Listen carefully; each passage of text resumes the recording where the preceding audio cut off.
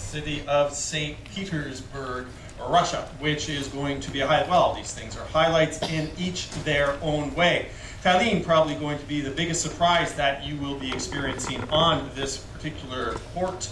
And of course, St. Petersburg, no one's surprised at the fantastic, world-class things that you're going to experience there. So let's start off with Tallinn in Estonia, the capital of Estonia. Estonia is a fairly small country, the smallest country of Russia. That's why St. Petersburg is so important. And the location of St. Petersburg was strategically most important for people like Alexander the Great and the great Swedish empires as well. A lot of history in this part of the world, and again, one of the reasons why you could attend this presentation or even watch it on television is to get of Norway, the second largest city even to this day in Norway. Once was the capital, in fact, during the Hanseatic League between the Middle Ages, 12th century to 15th century. Well, Bergen, way out there, very close, in fact, closer to Scotland than anywhere else, was a very key economic center in this area, primarily because it was outlying castles as well, and they get a little touristy in these areas. So not only is the food very central to the medieval culture, but when you think of medievalness,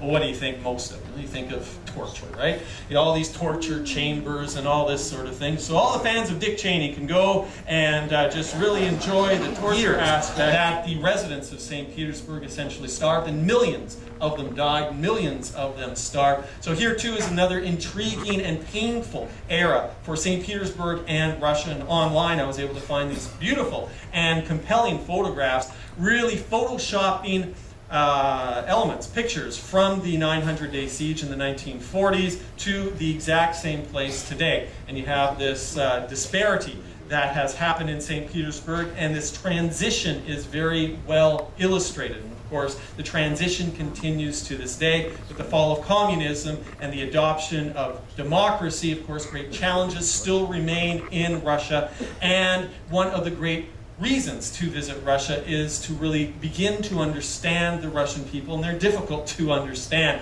Been there several times this year, and it is a difficult country to fully grasp and understand, but you are travelers. You're not tourists, you're simply not going there to take pictures, you're going there with a sense of understanding, because the world is increasingly cosmopolitan. We have to understand each other and the atrocities that the Russian people have faced over the last century, over the last 3 centuries. It really accounts for some of their intriguing behavior, and some of their intriguing behavior is very, very odd. You'll be lucky to see a smile in Russia, for one thing. It is a really wacky place. Okay, so we get in. We are at the container ship here outside St. Petersburg, and they looted these areas, burned them down essentially, and here too you'll see photographs of these palaces taken only 60 years ago, and there's no roof and everything has been looted. So here again, another example of tremendous restoration that has been done and continues to go on. Catherine's Palace with its magnificent rooms, gold rooms, spectacular, perhaps the most splendid room anywhere in Russia, perhaps anywhere in the world, is the famous Amber Room. And this is another one where you're not supposed to take photographs, no flash photography, no photo of any type in the Amber Room, and absolutely spectacular. Amber, of course, very closely tied to the Baltic region, and very much perhaps the fountains on the outside. The interior, not allowed to photograph the interior. The exterior is absolutely dominant. Wonderful fountains, and just a great yard in that area. The architecture, interior and exterior, are absolutely fabulous. And finally, if your days are not filled, fill your nights with Russian tradition and Russian folklore. There's several options for you to do on your first night, remembering that we are overnighting. And for most of you, the only option to go out at night is to go on one.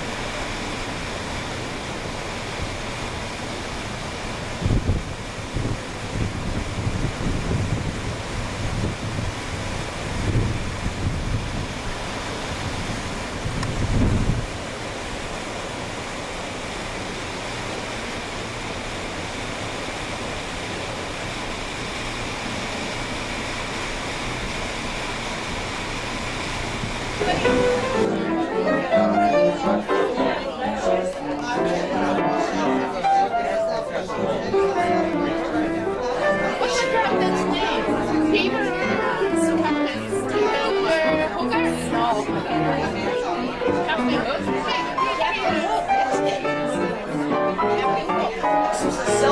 self-organized get-together.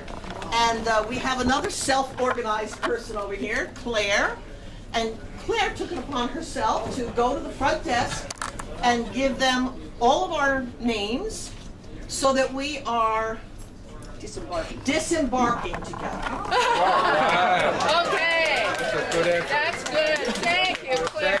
So I don't know if anybody has any other questions or anything. Yeah, I do. What time are we disembarking? They never tell you until Yeah. the night before. Yeah, the night before they'll let you know. And I also want to say a big thank you to David. He's one of our Grand Circle travelers.